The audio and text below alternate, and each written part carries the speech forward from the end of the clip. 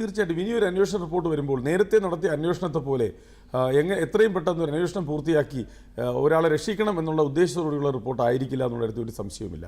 കാരണം കോടതി അക്കമിട്ട് ചൂണ്ടിക്കാണിച്ച ഒരുപാട് കാര്യങ്ങൾ പരിശോധിക്കാൻ അന്വേഷണ ഉദ്യോഗസ്ഥൻ ബാധ്യസ്ഥനായിരിക്കും.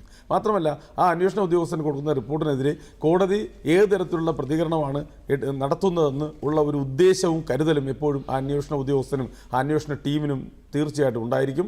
അതുകൊണ്ട് അടുത്തു വരുന്നൊരു റിപ്പോർട്ട് എന്ന് പറയുന്നത് ശരിയായ അന്വേഷണത്തിൻ്റെയും ശാസ്ത്രീയ പരിശോധനയുടെയും മറ്റ് അടിസ്ഥാനപരമായ തെളിവുകളുടെയും അടിസ്ഥാനത്തിലായിരിക്കും. അതിന് വേണ്ടുന്ന കാര്യങ്ങൾ നടത്തി ഒരു ശരിയായ തരത്തിലുള്ള അന്വേഷണം ഒരു റിപ്പോർട്ടും ഉണ്ടാവുമെന്നും ഉള്ള പ്രതീക്ഷ തന്നെയാണ് നമുക്കുള്ളത്.